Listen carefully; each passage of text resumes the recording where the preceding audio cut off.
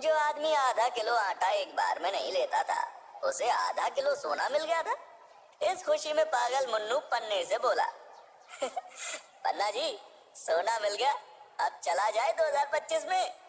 तभी पन्ने पर लिखा आया, पीछे तो देख। मुन्नू मुड़ा और सुमेश देव ने मुन्नू को गले लगा लिया और कहा, मुन्नू बेटा, तुमने हमारी जान बचा दी।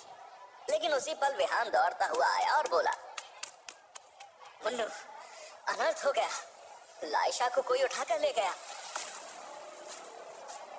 अबे, अब ये लाइशा कौन है बे? मुन्नू, तुम हर बात पर मजाक मत किया करो। लाइशा तुम्हारे पिता के परम मित्र की बेटी है, तुम्हें उसे बचाना ही होगा।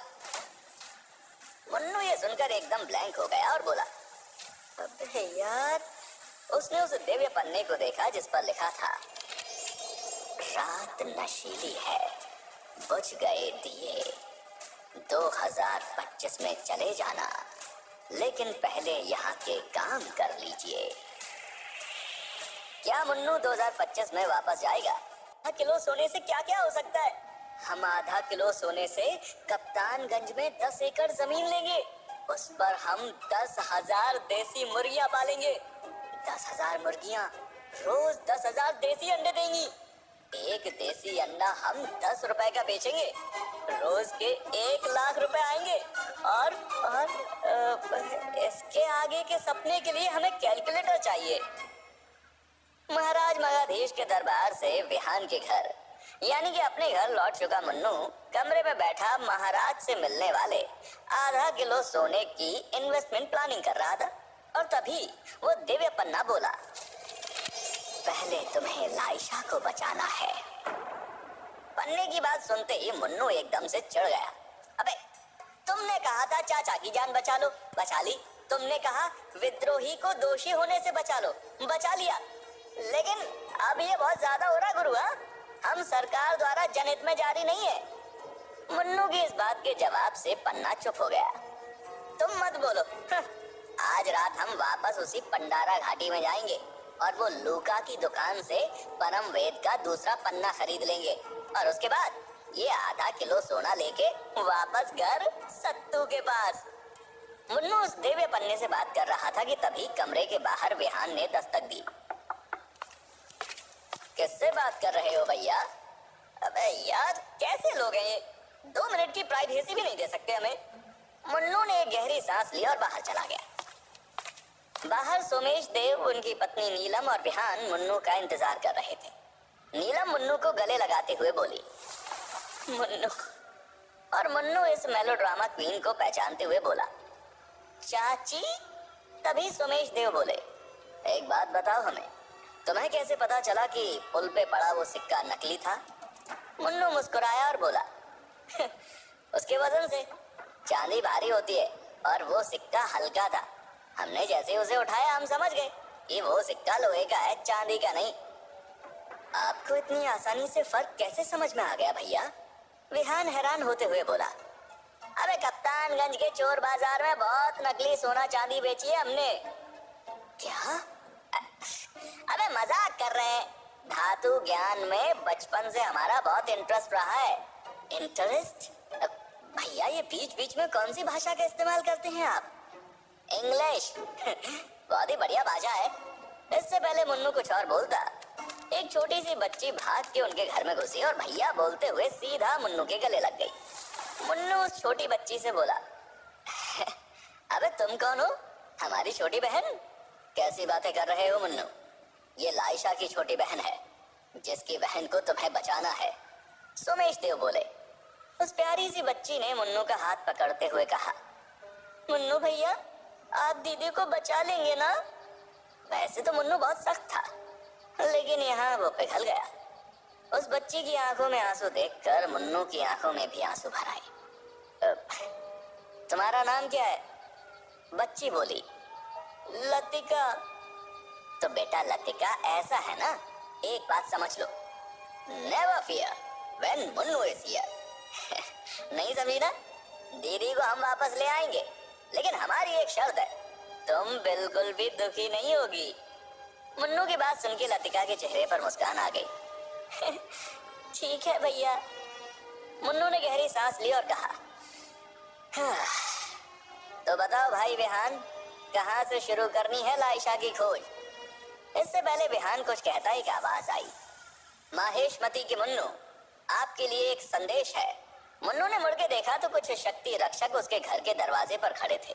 वो बोले, महाराज मगाधीश के आदेश से आपको शक्ति रक्षक के दल में शामिल करने का निमंत्रण दिया जा रहा है। इसके लिए आपको 100 स्वर्ण मुद्रा इनाम में मिलती हैं। मुन्नू ने लपक के स्वर्ण मुद्राओं से भरी थैली शक्ति रक्षक से ले ली। और अब आपको हमारे साथ चलना है, शक्ति रक्षक दल में शामिल होने वाली परीक्षा देने के लिए। परीक्षा? किस बात की परीक्षा? हमें लगा कि हमारी सूझबूझ ही काफी है। शक्ति रक्षक के दल में शामिल होने वाले योद्धा को ये परीक्षा देनी ही पड़ती है। अगर आप इस परीक्षा के लिए राजी नहीं हैं, तो लाइए सोने के सिक्के वापस कर दीजिए। अब जिस आदमी ने हवा में चिल्लर उड़ा के नकली बाबा हाथीराम चौधरी बन के पैसे कमाए हो, वो हाथ में आए हुए सोने के सिक्कों को भला कैसे वापस करता? ये सिक्के वापस लेने की बात कहाँ से आ गई? हमें ये बताओ कि परीक्षा क्या है? भय पर विजय। मुन्नू ने कुछ देर सोचा और बोला, लेकिन हमको तो अभी लाइशा को बचाने जाना है। शक्ति रक्षक बोला, अब जिसको भी बचाना, परीक्षा के बाद बचाना। चलो।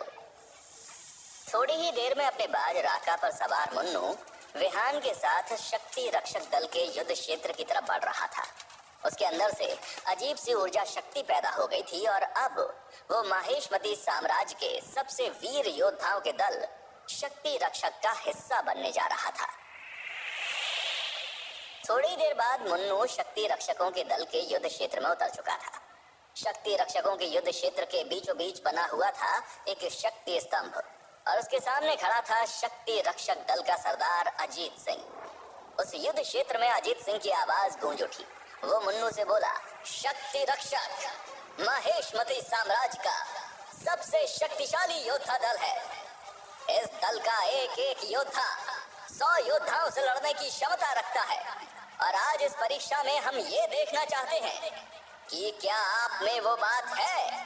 मुन्नू धीरे से बोला, बिना बात प्रेशर बना रहा है ये। इस परीक्षा में आप किसी भी तरह की मंत्र विद्या या शस्त्रों का प्रयोग नहीं करेंगे। ये सिर्फ आपकी समझदारी और हिम्मत की परीक्षा है। मुन्नू बोला, बताइए परीक्षा क्या है? आपको इस युद्ध क्षेत्र में मुकाबला करना है अपने सबसे बड़े डर से, यानी कि अपने भय पर विजय पानी है आपको। तो ये भय लड़ने कहाँ से आएगा मुझसे? हाँ, मेरे दिमाग के अंदर से। मुन्नू की बात सुन के अजीत सिंह बोला, आप यहाँ इस शक्ति स्तंभ के पास लगे यंत्र को अपने माथे पर लगाएंगे। मुन्नू ने देखा कि सोने और चांदी के धातु से बना एक हेलमेट कुछ सोने की तारों से उस काले पत्थर से बने शक्ति स्तंभ से जुड़ा हुआ था। जैसे ही आप ये यंत्र लगाकर अपनी आंखें बंद करेंगे, आप शक्ति स्तंभ के तिलिस्म में होंगे और आपके सामने होगा आपके अंदर दबा हुआ डर। आपका शरीर यहीं शक्ति स्तंभ पर होगा और आपकी चेतना होगी उस तिलिस्म में। तिलिस्म के अंदर आप अपने डर से लड़ सकते हैं, छुप सकते हैं, भाग सकते हैं, लेकिन आप मर नहीं सकते। आपको अपने डर का 147 पलों के लिए जिंदा रहकर सामना करना है। अबे वीडियो गेम खेलनी है हेलमेट पहनकर? हाँ। मुन्नू की बात सुन के अजीत सिंह उसे अजीब तरह से देखने लगा और फिर बोला, ये लड़ाई सचमुच की लड़ाई नहीं है, एक तिलिस्म है। तो आपको शारीरिक चोट नहीं लगेगी, लेकिन जब आप इस तिलिस्म में होंगे तो सब सच लगेगा। घबराहट में दिल का दौरा आ सकता है या दिमाग उस डर से शायद कभी बाहर ही ना आ पाए।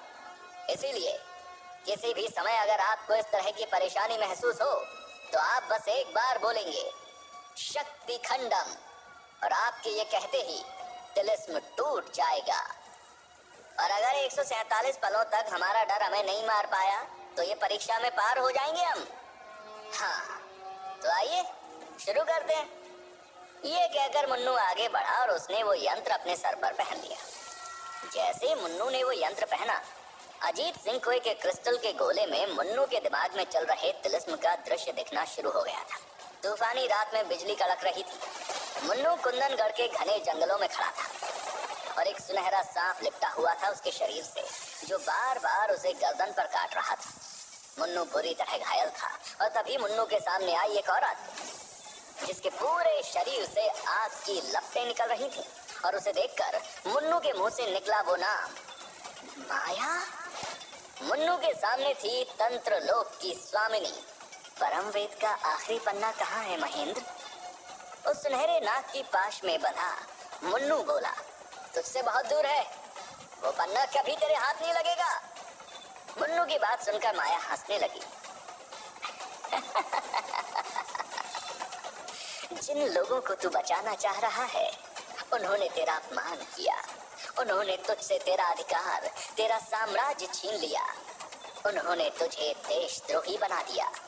तू उनके लिए अपने प्यार से लड़ रहा है। माया की ये बातें सुनकर गुस्से में पागल मुन्नू चिल्लाया, प्यार नहीं, धोखा किया तूने मेरे साथ। प्यार कमजोर लोगों की निशानी है महेंद्र। जहां मुन्नू शक्ति स्तंभ के तिलिस्म में यह अजीब सा दृश्य देख रहा था, वहीं अजीत सिंह का भी खून इसी दृश्य को देखकर जम गया था, क्योंकि उन जंगलों के पीछे उस तिलिस्म में दिख रहा था एक यम महल। लेकिन हैरत की बात यह थी कि जो यम महल मुन्नू को दिख रहा था, असल में उसका निर्माण अभी बस शुरू ही हुआ था। ये उस महल की कल्पना कैसे कर सकता है जो अभी बना ही नहीं? इसका तो यही मतलब है कि ये भविष्य में जा चुका है। ये तो कई सालों आगे का कुंदनगढ़ है और ये माया तो असल में राज। अजीत सिंह ने उस लड़की का नाम नहीं लिया। जहां अजीत सिंह क्रिस्टल के गोले में यह दृश्य देखकर हैरान था, वहीं तिलिस्म के अंदर मुन्नू चिल्लाया, तू कभी परम वेद का वो पन्ना हासिल नहीं कर पाएगी। ये कहकर मुन्नू ने अपनी पूरी शक्ति लगाते हुए उस सुनहरे नागपाश को तोड़ दिया और वहां से वो भागने लगा। माया के मुंह से एक शैतानी हंसी निकली। कहाँ जाएगा भाग के? तेरा साम्राज्य अब मेरा गुलाम बन चुका है। घायल मुन्नू दौड़ता हुआ जा रहा था, लेकिन तभी पीछे से दो काले सायों ने उसे फिर से कैद कर लिया और उसके सामने फिर से खड़ी थी माया। माया के शरीर पर जल रही आग बुझ चुकी थी और अब एक पतले सूती कपड़े में ढका माया का शरीर मुन्नू के सामने था। मुन्नू ने अपनी जिंदगी में इतनी खूबसूरत लड़की नहीं देखी थी। लंबा कसा हुआ शरीर, गोरा रंग, नीली आंखें, भरे होंठ, काले घने बाल, किसी अप्सरा की तरह दिख रही थी माया। उन शैतानी सायों की कैद में छटपटा रहे मुन्नू से वो बोली, रुद्र के वंशज वीर महेंद्र, अपनी तीसरी आंख की शक्ति को खोल और बता मुझे कहाँ छुपाया है तूने परम वेद का वो पन्ना, ताकि मैं बन जाऊं इस ब्रह्मांड के सभी 9 आयामों की स्वामिनी। कभी नहीं माया, कभी नहीं। जहां तिलिस्म के अंदर काली शक्ति के ऊर्जा घेरे में कैद हो गया था मुन्नू का शरीर, वहीं तिलिस्म के बाहर शक्ति स्तंभ से निकल रही थी तेज ऊर्जा। एक जलती हुई मशाल की तरह प्रज्वलित हो गया था वो शक्ति स्तंभ और वो पूरे कुंदनगढ़ में बह रही बिजली को अपने अंदर सोख रहा था। तिलिस्म के बाहर शक्ति रक्षकों के युद्ध क्षेत्र में ये दृश्य देखकर विहान घबरा गया था। सभी योद्धा हैरान थे। अजीत सिंह बुदबुदाया, ये वीर योद्धा रुद्र की तीसरी आंख की बात कर रही है। मुन्नू के शरीर में झटके लग रहे थे, उसकी सांसें धीमी पड़ रही थी। अजीत सिंह बोला, मुन्नू तिलिस्म तोड़ दो, बोलो शक्ति खंडम। तिलिस्म के अंदर माया मुन्नू की तीसरी आंख की शक्ति खोलने ही वाली थी, लेकिन मुन्नू के अभी 147 पल पूरे नहीं हुए थे। वो बोला, मेरी तीसरी आंख की शक्ति से तू समय की अनंत धारा में छुपा परम वेद का वो आखिरी पन्ना ढूंढना चाहती है ना? नहीं माया, मैं मर जाऊंगा पर तेरे हाथ वो शक्ति नहीं लगने दूंगा। माया ने अपनी मंत्र शक्ति से मुन्नू पर एक ऊर्जा का वार किया। मुन्नू को अचानक से एहसास हुआ कि ये क्या बातें कर रहा है वो इस अजीब सी औरत से। वो खुद से बोला, ये सब सच नहीं है, ये सपना है। माया हंसी, सपना नहीं सच है ये। इस तिलिस्म में आकर तू एक बार फिर मुझसे जुड़ गया है, समय के उसी पल में जहां से तू पिछली बार भागा था। मुन्नू के दिल की धड़कन बंद हो रही थी। अजीत सिंह ने फिर से कहा, इतनी सहन शक्ति पहली बार किसी में देखी है। मुन्नू बोलो, शक्ति खंडम। मुन्नू मुसीबत से भागना जानता था, हारना नहीं। अगले ही पल में माया ने पूरी ताकत से एक ऊर्जा का वार किया मुन्नू को। मुन्नू के मुंह से एक भयानक चीख निकली और एकदम से उसकी दोनों आंखों के बीच एक लकीर बन गई और कुछ आंख जैसा वहां पर दिखने लगा। और उसी पल मुन्नू के अंदर से आई एक अजीब सी आवाज, मुझ पर वार किया, घोर पाप किया, घोर पाप। हाँ, ये हुई ना बात महेंद्र, जगा रुद्र का अंश। तभी मुन्नू की तीसरी आंख खुली और एक अंधा कर देने वाली रोशनी का धमाका हुआ और तिलिस्म टूट गया। सब कुछ उस रोशनी में जलकर खाक हो गया। लेकिन धमाका सिर्फ तिलिस्म में नहीं हुआ था, बाहर कुंदनगढ़ में भी भूचाल आ गया था। सभी ऊर्जा यंत्र जल गए थे, पूरे शहर में दौड़ रही विद्युत ऊर्जा चली गई थी।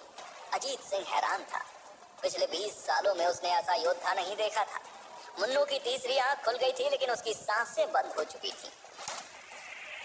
क्या थी ये शक्ति जो पूरा तिलिस्म कांप रहा था। अगले ही पल एक धमाका हुआ और तिलिस्म के परखच्चे उड़ गए। धमाके का असर सिर्फ तिलिस्म तक ही सीमित नहीं था, बाहें बंद हो चुकी थी।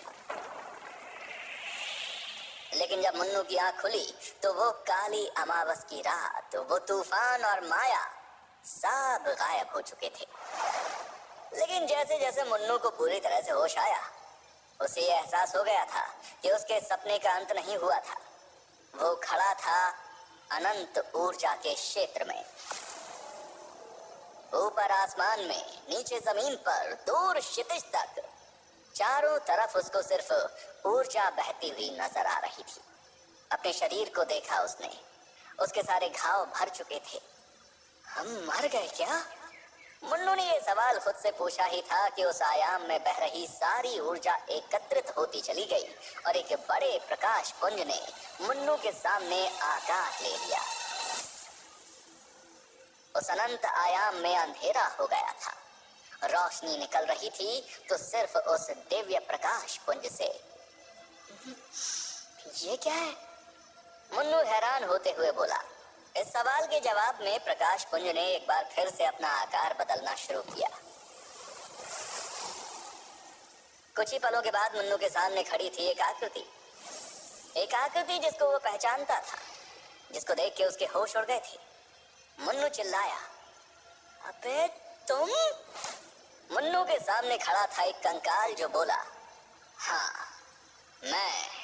साले, तुमको हम जान से मार देंगे। तुम ही वो गुलफाम हो जो हमें ताबूत में गले लगा के यहाँ लाए थे। हाँ, कसम से बता रहे, मार देंगे हम तुमको। लेकिन तुम तो पहले से मरे टाइप के हो बे। कंकाल ने मुन्नू की बात का कोई जवाब नहीं दिया। मुन्नू बौखलाते हुए बोला, देखो बे, तुम हमें यहाँ से वापस ले चलो। मैं तुम्हें वापस नहीं ले जा सकता। अबे तो यहाँ लेकर क्यों आए हो? क्योंकि तुम्हारे पास परम वेद का वो पृष्ठ था। अबे वो तो अब भी है हमारे पास। आने के लिए परम वेद का प्रथम पृष्ठ चाहिए था, वापस जाने के लिए परम वेद का 21वां पृष्ठ चाहिए। उस कंकाल की बात सुनकर मुन्नू बोला, अरे यार, देखो ये पृष्ठ वृष्ठ का ज्ञान हमें तो मत दो।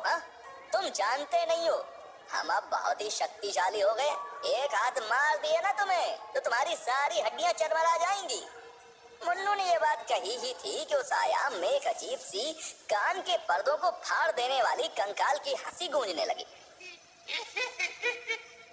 ये कर्कश ध्वनि इतनी तेज थी कि मुन्नू ने अपने हाथों से अपने कानों को ढक लिया, लेकिन फिर भी वो आवाज रुक ही नहीं रही थी। मुन्नू दर्द में तड़पते हुए वहीं उस आयाम में गिर गया और छटपटाने लगा।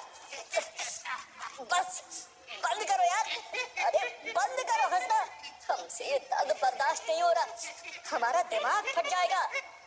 कंकाल मुन्नू की बात सुन के चुप हो गया और बोला, मुन्नू तुम अघोर आयाम में हो।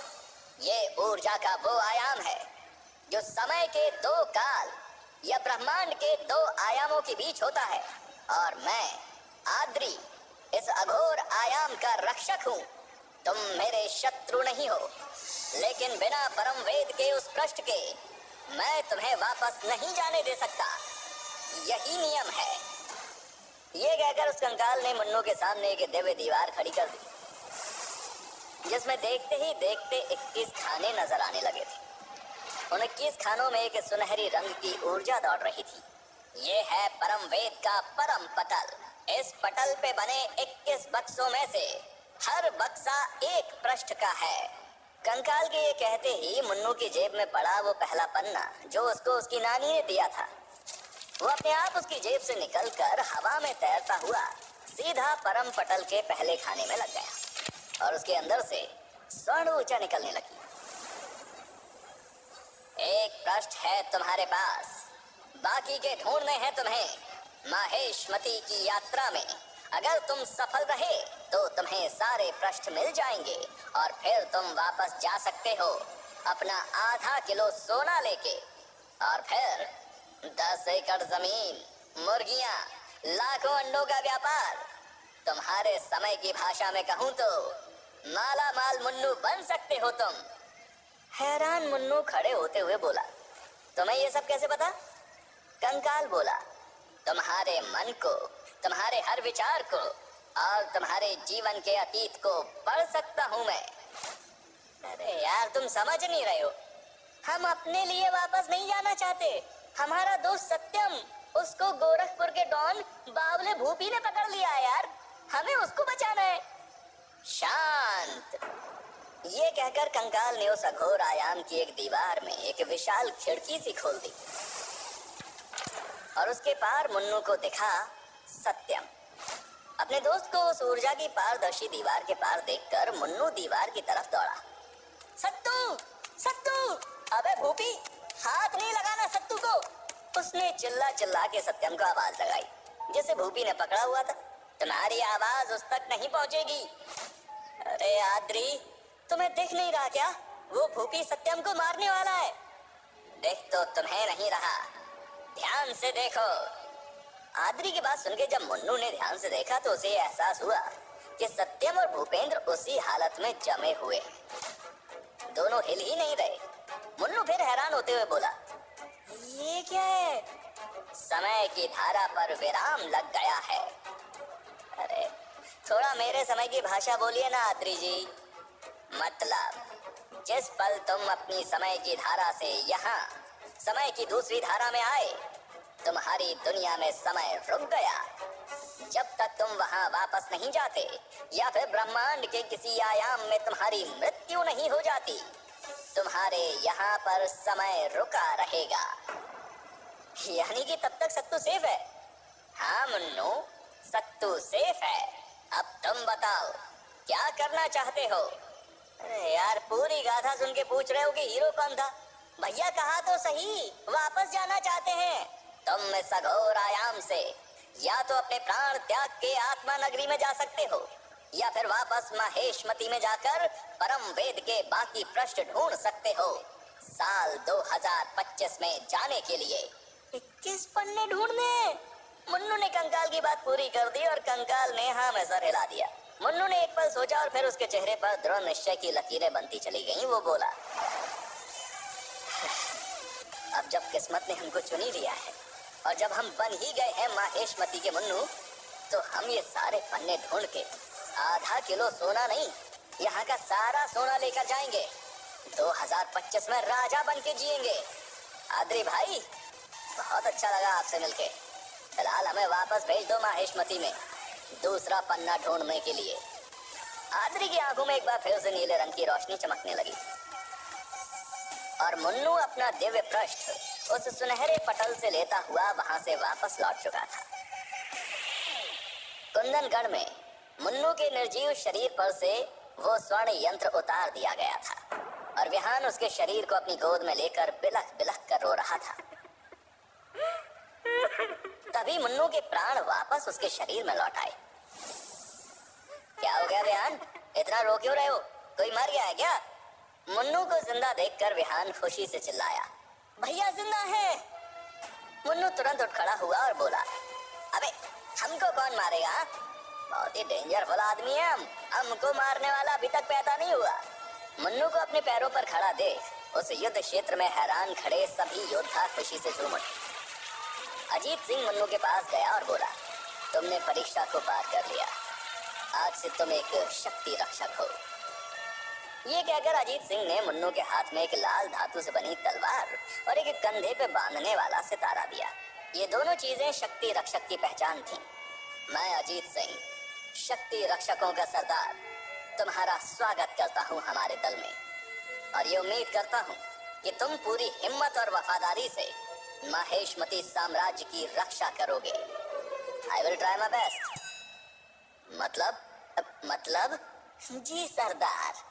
मन्नू को अजीब तरह से देखता हुआ अजीत सिंह बोला, और अब परंपरा के अनुसार हम चाहेंगे कि तुम सबसे पहले सभी शक्ति रक्षकों के साथ भोजन करो और उसके बाद हमें राजमहल चलना है।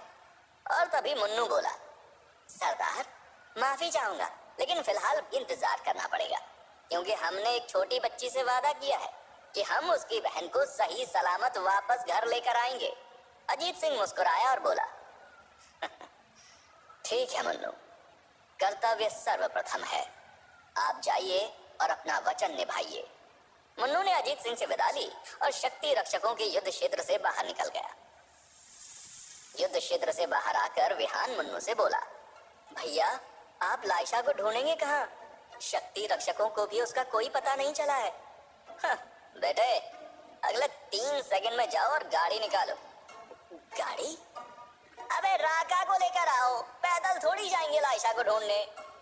पर जाना कहाँ है? राका के आका को। हाँ अरे बताते हैं। मुन्नू की बात सुनते ही गोली की तरह विहान वहां से निकल गया राका को लाने।